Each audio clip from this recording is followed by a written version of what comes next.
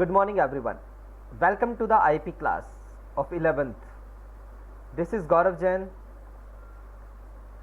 and our topic is RDBMS, Database Concepts, Part 2.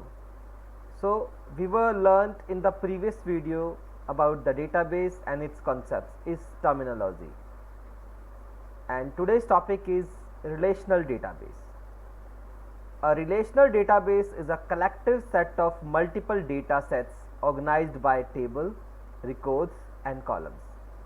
Relational database establish a well-defined relationship between database tables. Tables communicate and share information which facilitates data searching, organizing and reporting. A relational database used SQL, structured query language, which is standard user application that provides easy programming interface for the database interaction. So let's see a figure of a table related to the RDBMS term. So the yellow strip, the top strip is attribute. Attribute is also called columns.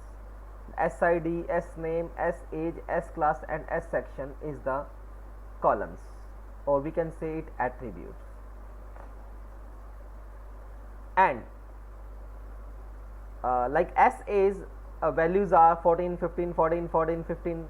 These are the A's of the students which are studying in 9th or 10th, whatever in which class. But these are the values of a column.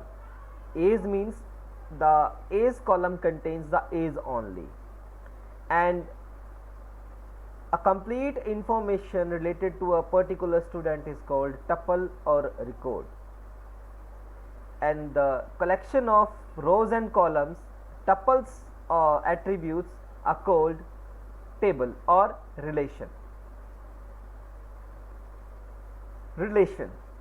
A relation or table is a matrix-like structure arranged in rows and columns. It has the following properties. Atomicity.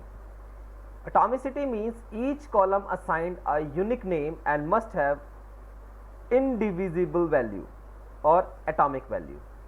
That is, a value that cannot be further subdivided is called atomicity. Clear? No duplicity. No duplicity means no two rows of relation will be identical. Means if they are identical, the data will be same. That is a redundancy, and a good database avoid the data redundancy. So the no two records of a relation will be identical. In any two rows, value in at least one column must be different. If we'll take an example, like in a school database, two twins are studying in the same class. So the same information will be there, the same father name, the same date of birth, the same mother name, the same address, the same mobile number, but the names are different, the admission number are different. So no two rows value are same, at least one column must be different. That is no duplicity. The columns are homogeneous. Homogeneous means same. The columns are of same data type. Means in one column, if like A's, so there should be numbers in every column, because A's is a number. We do not enter any name in that particular column. So in a column, all the values are of same data type. The sequence of rows and columns is insignificant. That means a user can search data or arrange data in any order or any sequence. So the sequence can be according to the user. That is the main properties of the table.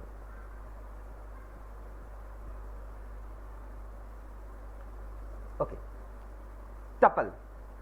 What is tuple? The rows of a table is called tuple or record. Attribute means the columns.